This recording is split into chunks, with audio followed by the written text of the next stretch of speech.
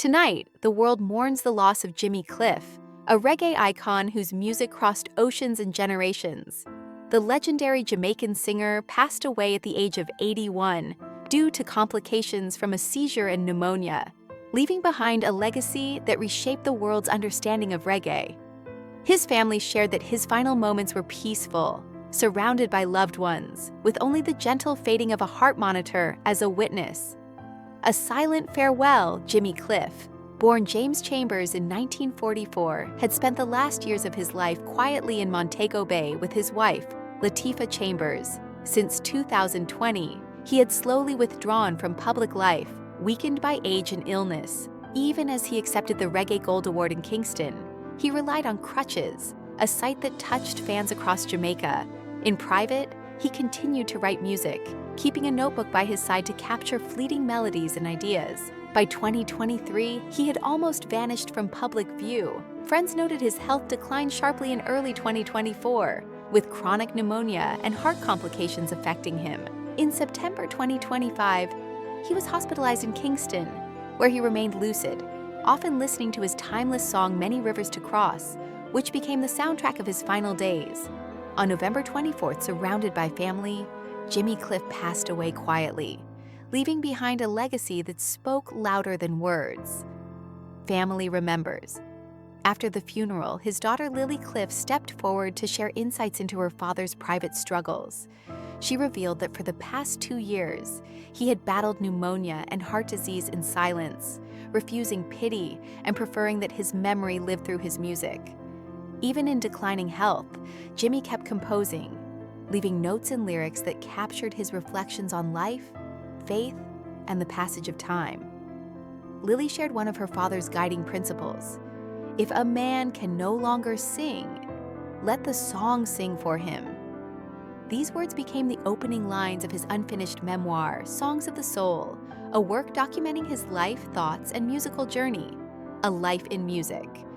Jimmy Cliff's journey began in Somerton, Jamaica, a small rural village where music filled his family home despite their modest means, singing in church choirs and teaching himself guitar with old bicycle wires. He developed a passion that would eventually take him around the world. By age 14, he had moved to Kingston, singing in bars to earn meals. It was there that producer Leslie Kong discovered him, leading to his first hit, Hurricane Hattie. The success of that song opened the door to a career spanning nearly 6 decades. Jimmy quickly became known for hits like Miss Jamaica, Wonderful World, Beautiful People, and Many Rivers to Cross. His music reflected faith, optimism, and unity, values that resonated both in Jamaica and abroad. Breaking through with film 1972 was a pivotal year for Jimmy. He starred in the film The Harder They Come, performing its soundtrack, which told the story of a poor Jamaican man rising against social injustice. The film and its music introduced reggae to the global stage and made Jimmy Cliff synonymous with the genre. The soundtrack sold millions, and audiences worldwide experienced not just reggae, but the spirit of Jamaica through his voice. The global ambassador, following his international breakthrough, Jimmy toured the United States, the United Kingdom, and Japan, performing as an ambassador for Jamaican culture. His concerts were not just musical events. They were storytelling sessions, conveying messages of freedom, hope, and resilience. Throughout the 1970s, he collaborated with artists like Joe Strummer and Elton John, remaining independent to preserve the authenticity of his music.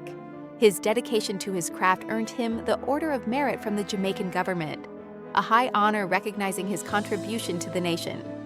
On stage, he humbly declared, "This is not a reward for me, but for Jamaica." Challenges and silence. Despite his global fame, Jimmy faced personal and professional struggles. A copyright dispute in the early 1980s led him to leave Island Records, and he relocated to England. Though he continued recording and experimenting musically, he lived in near solitude, grappling with depression and the weight of expectations. In interviews, he expressed frustration with an industry that often commodified music, saying, "I love music, but I cannot love those who use it to sell dreams." By the mid-1980s, he had largely withdrawn from public life, living quietly, reading, meditating, and reflecting on his journey. Friends described him as a man seeking peace rather than attention. returning home.